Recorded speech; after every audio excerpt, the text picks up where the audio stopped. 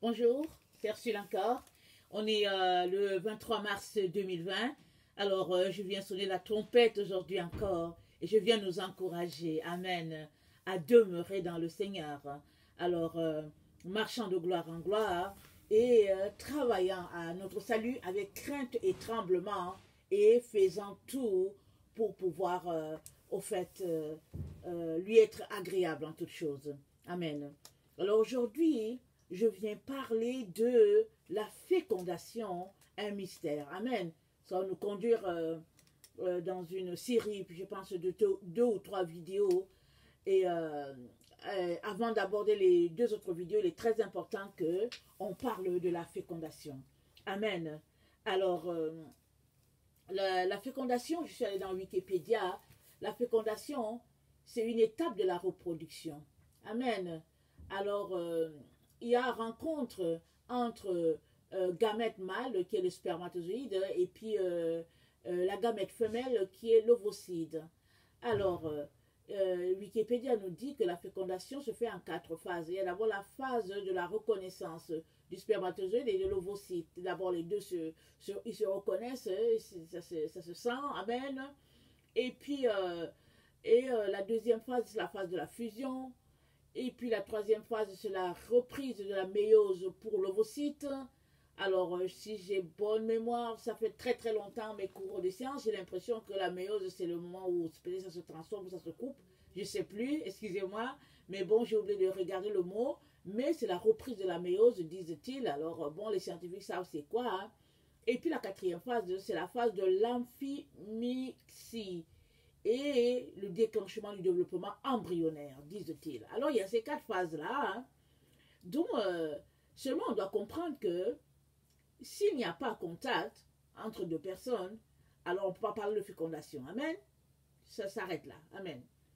Par contre, il peut aussi avoir contact, mais il se pourrait qu'il y ait contact, mais ça n'aboutisse pas à une fécondation. Alors pour cela, il y a 2 raisons. Soit les partenaires, ils ont bloqué, ils ont empêché que la situation se produise d'une manière ou d'une autre. Il y a eu intervention humaine, amen, que ce soit du côté de la femme ou du côté de l'homme. Soit il n'y a pas de fécondation parce que, bon, il y a un problème. Soit le problème, c'est que la personne, l'un des conjoints, a des difficultés au niveau de sa santé, ou bien, le problème aussi, ça peut être que, bon, voilà, on a atteint l'âge où on ne peut plus, amen, hein, où toutes les conditions sont réunies, mais l'âge fait que, bon, il n'y a plus rien qui se passe.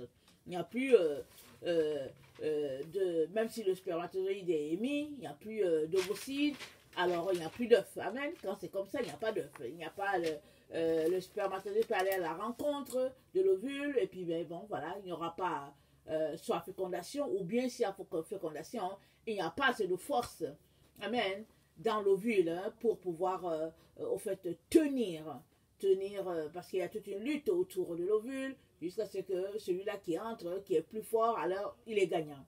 Amen. On peut voir qu'avec Dieu, il y a le principe de gagnant c'est-à-dire qu'avec les cellules les plus petites. Amen. Alors, avec le Seigneur, il y a un vainqueur. Amen. Ça renvoie à ce que Paul nous a dit, que courir de manière à remporter le prix. Amen. Qu'il n'y a personne il n'y a personne, les athlètes qui s'entraînent pour du rien. Quand ils s'entraînent, c'est dans le but de gagner le prix. Et puis le laboureur, quand il se lève le matin, qu'il va planter, il va s'aimer, c'est parce qu'il espère avoir de la semence, c'est parce qu'il espère avoir des fruits. Alors sinon, ce serait une perte de temps. Alors, le principe est déjà là avec Dieu. Amen. Alors, donc, c'est ça. Dieu, dans sa grâce, a fait que, dans son savoir, dans sa science, a fait que pour pouvoir se reproduire, amen, il a pensé faire un homme à son image. Amen. Il a dit, dans Genèse, il dit, faisons l'homme à notre image. Amen. Alors, l'homme à l'image de Dieu, alors nous le savons, il a créé l'homme à son image. Et il a créé Adam. Amen. Il a créé Adam à son image. Il a dit, faisons l'homme à notre image. Alors, quand on dit faisons, on comprend qu'il n'est pas seul. Amen. Une chose est sûre, en tout cas, ce n'est pas avec le diable qui disait cela. Alors, on peut déjà dire qu'une chose est sûre et certaine, Jésus était là. Amen. Maintenant, quand on va plus loin, quand on regarde, qu'on réfléchit, y a des situations qui nous font poser des questions sur ce Dieu-là. Amen, ce Dieu qui nous a créés. Béni soit son nom. Alors, avant d'étendre sur l'homme à la ressemblance de Dieu, j'aimerais qu'on s'arrête un peu ici sur le fait que si on a été créé à l'image de Dieu, alors ça veut dire que les attributs, plusieurs des attributs de Dieu se retrouvent en nous, nous les humains. Amen. Alors, Adam a été créé le premier.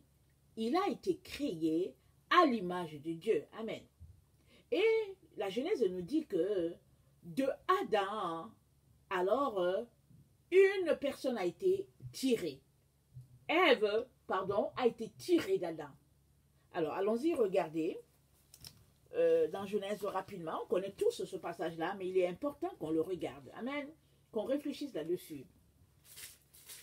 Parce que si on comprenait bien ce passage-là, il n'y aurait pas de problème entre les hommes et les femmes qui se concurrencent toujours, qui se battent pour quelque chose. Parce que dans le fond, ils sont faits, la femme est une partie de l'homme. Alors, on va lire rapidement dans Genèse 2, à partir du verset 18. L'Éternel Dieu dit, « Il n'est pas bon que l'homme soit seul, je lui ferai une aide semblable à lui. » L'Éternel Dieu forma de la terre tous les animaux, des champs et tous les oiseaux du ciel. Il les fait venir vers l'homme, pour voir comment il les appellerait, afin que tout être vivant portât le nom que lui donnerait l'homme, pardon. Et l'homme donna des noms à tout le bétail, aux oiseaux du ciel, à tous les animaux des champs. Mais pour l'homme, il ne trouva point d'aide semblable à lui. Alors l'Éternel Dieu fit tomber un profond sommeil sur l'homme, qui s'endormit. Il prit une de ses côtes et referma la chair à sa place. L'Éternel Dieu forma une femme de la côte qu'il avait prise de l'homme, et il l'amena vers l'homme. Et l'homme dit, voici cette fois, hein, celle qui est haut de mes os et chair de ma chair, on l'appellera femme, parce qu'elle a été prise de l'homme. C'est pourquoi l'homme quittera son père et sa mère, s'attachera à sa femme, et les deux deviendront une seule chair. Amen.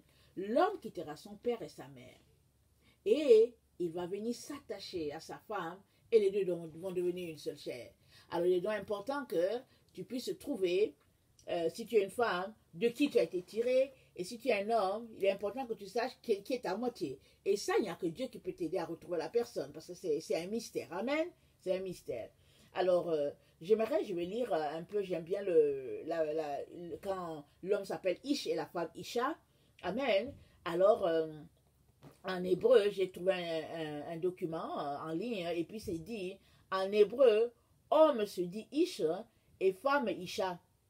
Celui que la Bible nomme Adam n'est pas l'homme en tant que représentant mâle de l'espèce humaine, c'est l'homme en tant que principe. Amen. Adam a été façonné avec la poussière de Adama, la terre, mélangée à l'eau. L'hébreu n'est pas la seule langue à associer l'être humain à la terre, humain, et humus provenant également de la même racine. Mais Adam n'est pas uniquement matière, puisque Dieu lui a donné la vie en soufflant dans ses narines. L'être humain est donc formé de deux énergies distinctes. La matière, qui est féminine, et le souffle divin, qui est masculin, qui l'anime. On peut dire aussi que l'humanité est féminine face au Dieu masculin qui lui insuffle la vie. Amen. Attendez, je vais terminer mon document. Au moment de la création de la femme, Adam va se nommer lui-même du nom de Ish. C'est Adam lui-même qui se nomme du nom de Ish, la partie masculine de l'homme, de l'humain, et il va nommer sa partie féminine Isha. Amen. On peut les entendre comme étant l'homme Ish et la femme Isha, mais on peut le voir à un autre niveau. Ish serait alors être sa partie consciente extérieure et Isha sa partie féminine intérieure, profonde et inconsciente. En créant la femme à partir du côté d'Adam, le côté et non la côte, Dieu permet à Adam d'opérer une dissociation et peut donc reconnaître ces deux parties de lui-même. Amen. Or, jusqu'à présent, l'homme n'a jamais été nommé Ish, puisqu'il le sera encore dans le verset suivant et plus jamais ensuite. Amen. Alors, bon, on peut entrer dedans et puis réfléchir, mais c'est une explication donnée par la pensée juive. Amen. Hein? Et puis moi, j'aime bien aller parce que nous savons tous que la Bible est traduite de l'hébreu ou elle est traduite de l'araméen. Et c'est souvent bon d'aller à ces racines-là pour comprendre la pensée, pour comprendre qu'est-ce qui est derrière. Et la langue hébraïque, c'est une langue qui a beaucoup, au fait, de petits détails. Alors, c'est souvent bon parce que, bon, écoutez, il y a 22 lettres et chaque lettre veut dire quelque chose de très profond, de très significatif. Et puis souvent, tu regardes la seule lettre, tu regardes, c'est grand, tout ce que ça régorge comme profondeur. Alors souvent, quand on retourne à l'origine, on saisit beaucoup plus de choses. Mais toujours est-il que Ève a été tirée de Adam. Adam était une seule entité, il était un, et Dieu l'a mis dans un profond sommeil, comme on vient de le lire, et il a tiré la partie féminine de lui. Adam est resté la partie masculine. Alors, si on comprend ça comme ça, on doit comprendre donc que la partie féminine s'est retrouvée à avoir la partie qui est supposée à avoir la partie, je veux dire l'enceinte, le sein qui doit recevoir l'enfant, le bébé. Amen.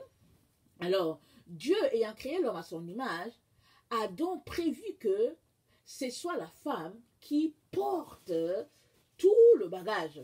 Et que ce soit la femme qui a, comment on appelle ça, le berceau, le moteur pour recevoir l'enfant. Tout est là-dedans. Alors, quand on réfléchit comme ça, on ne peut donc pas, décider, dire que non, moi je ne veux pas créer. Amen. Pourquoi? Parce que Dieu lui-même a séparé les deux. Il a mis une distinction. Il a dit, il a mis d'abord Adam dans un profond sommeil. Bon, je ne sais pas, est-ce que cette chirurgie allait-elle faire mal? Dieu seul sait, il va nous l'expliquer un jour. Mais toujours est-il que Adam était dans un profond sommeil, il était inconscient de tout ce qui se passait. Et de lui est sorti quelque chose. Et quand il l'a vu, il a dit enfin, voilà celle qui est haut de mes os, et qui est haut de mes os et chair de ma chair. Et je vais l'appeler Isha. Je vais l'appeler femme. Amen. Alors, c'est-à-dire celle qui a été tirée de moi. Amen. Alors, toi, femme, tu as été tirée du côté de Adam. Tu as été tirée et la partie féminine t'appartient et à lui appartient la partie masculine. Alors, ça veut dire quoi? Ça veut dire que chacun, s'il appliquait son rôle, se tiendrait à faire ce que Dieu l'appelle à faire. Maintenant, quand tu as une telle compréhension, tu es obligé de t'arrêter et de réaliser que tu as une partie de la mission à accomplir. Parce que si tu refuses d'enfanter, ou bien si tu fermes ton sein, alors Dieu ne pourra pas se multiplier sur la terre. Parce que Dieu a dit, multipliez-vous, répandez-vous, prenez possession, dominez, assujettissez. Il a donné tous ces ordres-là à l'homme. Il a donné l'autorité à l'homme. Amen. Mais l'homme, évidemment, il l'a donné à Satan. Hein. Mais ici, on est en train de parler du fait que il nous a permis, nous les humains, de procréer, parce que Dieu est un créateur. Amen. Quand il a façonné Adam, au fait, c'était juste de l'argile. Et la Bible nous dit, il a soufflé dans ses narines, et Adam est devenu une âme vivante. À partir de ce moment-là, Adam avait toute la raison, l'intelligence, le savoir, tous les attributs, pour pouvoir mettre en application les autres que le Seigneur lui a donnés. Amen. Alors, avec cette explication, on peut voir que on ne peut pas prendre à la légère les plans divins. On ne peut pas. On ne peut pas s'amuser et dire, ok, mon corps m'appartient, je fais ce que je veux. Il y a une autorité au-dessus de nous. Il y a un être supérieur au-dessus de nous qui nous a dotés vraiment de quelque chose de très grand, de très profond, qui va jusqu'à dans l'éternité. Donc, à partir de ce moment-là, ma chère sœur, tu devrais t'arrêter et te dire, ok, je porte en moi quelque chose de grand. Seigneur, je n'arrive pas à comprendre. Viens m'aider à comprendre ce que tu veux faire. Amen. Mais ce que tu es en train de faire. Alors, prenons dans l'exemple d'un couple. Amen. Un couple qui s'emboîte parfaitement dans le sens que le monsieur a trouvé sa Ève. Amen. Il est convaincu que c'est sa Ève et puis Dieu lui a parlé, c'est sa moitié et il le sait. Alors, prenons dans l'exemple de ce couple. Alors, imaginons donc que, unanimement, ensemble, ils décident que non, ils ne veulent pas reproduire, ils veulent pas se reproduire. Ou bien que la femme dise que non, moi je ferme mon sein. C'est grave. Alors, fermer ton sein, ça revient à dire à Dieu, je ne veux pas de fruits. Or, qu'est-ce que Dieu nous a dit? Il a dit, il n'y aura pas de stérilité dans ma maison. C'est ça que Dieu a dit. Et il a aussi dit, attendez, il faut que je regarde, je retrouve ce que j'ai noté. C'est très important.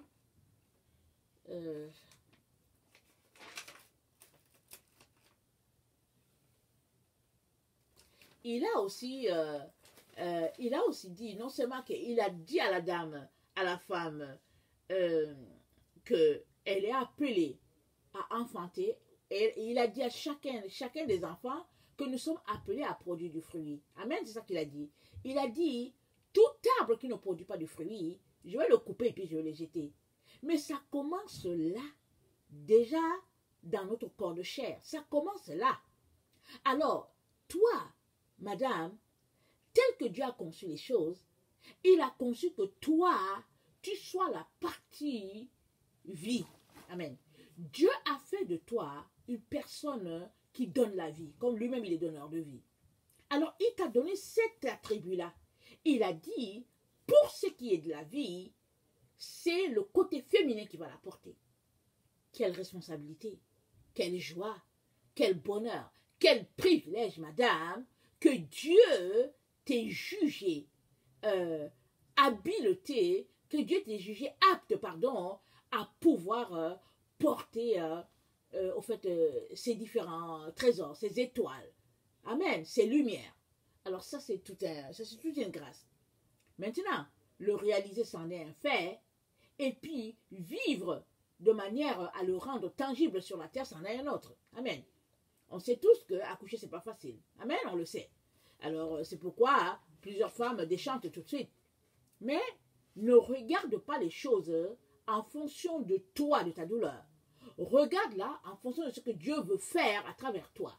Alors, Dieu fait de toi participante de son œuvre.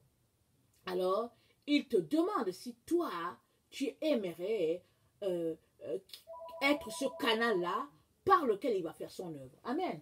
Dieu te le demande.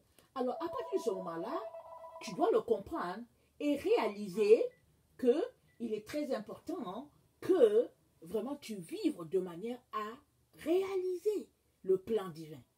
Par contre, si tu t'arrêtes là en disant que non, je ne veux pas, non seulement tu t'opposes à ce que Dieu est en train de faire, mais pire, tu es en train de bloquer le réservoir. Tu es en train de bloquer le jet, la source de bénédiction, tu es en train de la bloquer.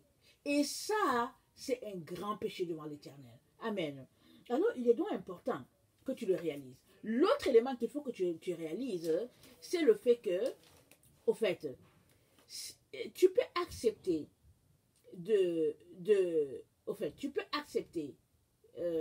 d'enfanter ou bien tu peux refuser. Amen. Alors, si tu acceptes d'enfanter, tu vas dans le plan de Dieu. Ça, c'est merveilleux. Mais suppose que tu refuses, ok? Suppose que tu dis non, je ne veux pas. Alors, tu peux dire je ne veux pas et tu vas à l'hôpital. Tu dis fermez-moi tout ça. Alors, les gens ferment. Ni vu, ni connu. Amen. Ou bien tu peux dire, en tout cas, il y a un fruit dans mon sein, je l'enlève. Amen. La Bible appelle ça tuer. Alors, tu peux décider que tu vas tuer, malgré le fait que tu sais que Dieu ne veut pas que tu tues, et puis tu tues. Alors, tu peux être sûr que puisque tu as tué, tu mérites aussi la mort. C'est la Bible qui le dit.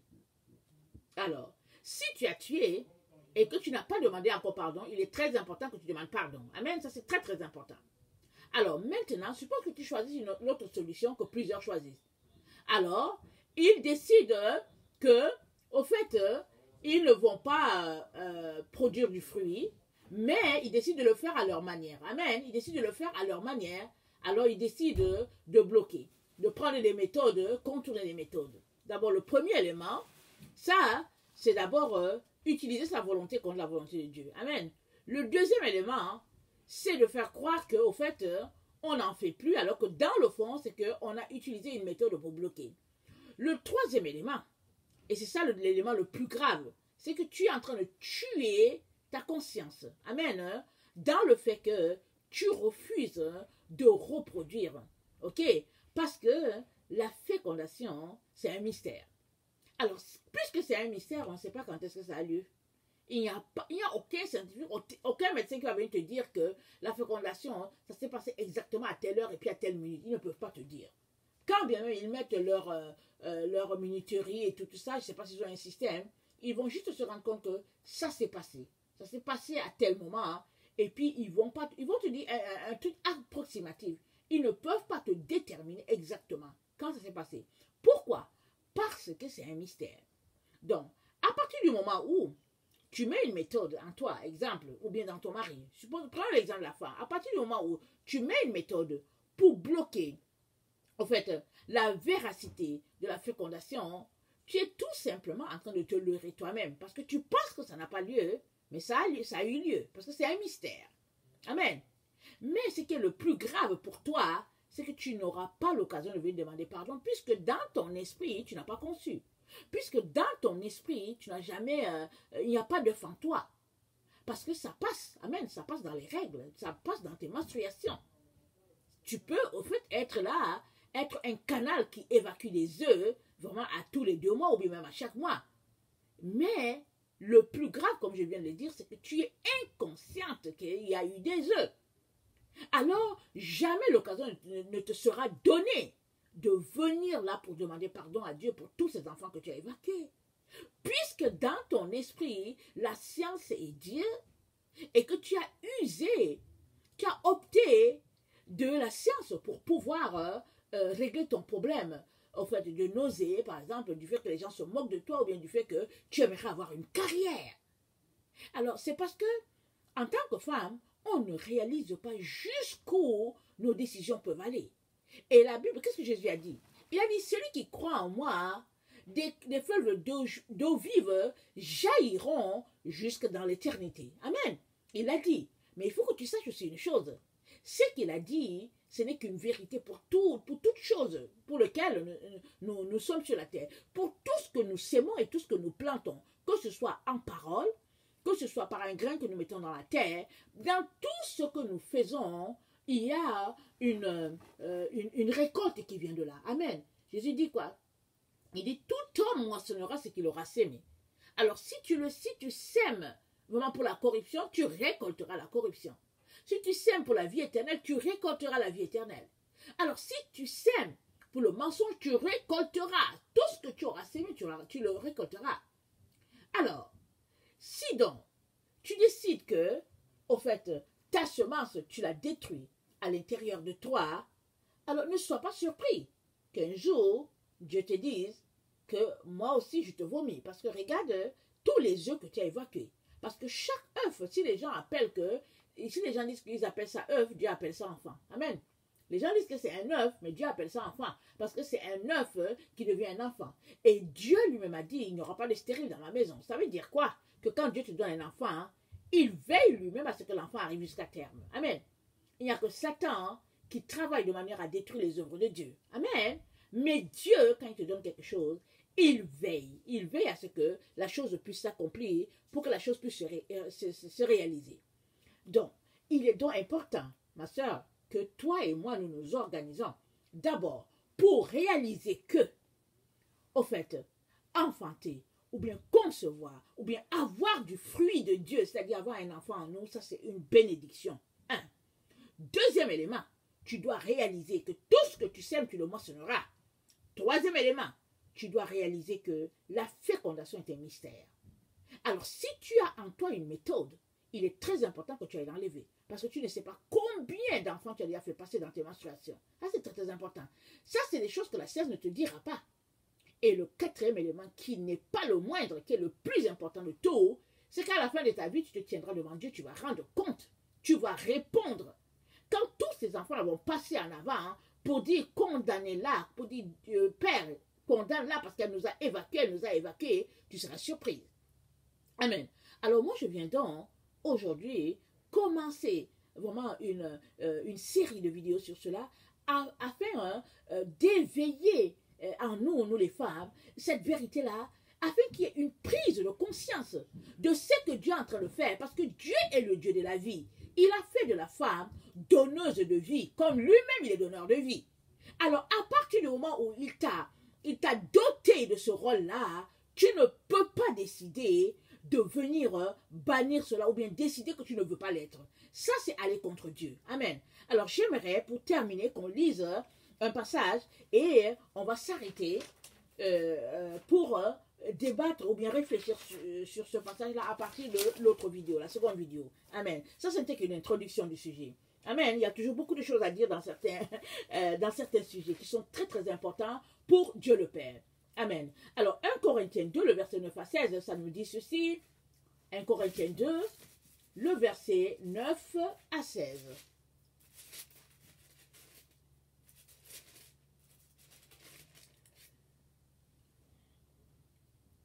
Mais comme il est écrit, ce sont les choses que l'œil n'a point vues, que l'oreille n'a point entendues, et qui ne sont pas montées au cœur de l'homme. Des choses que Dieu a préparées pour ceux qui l'aiment.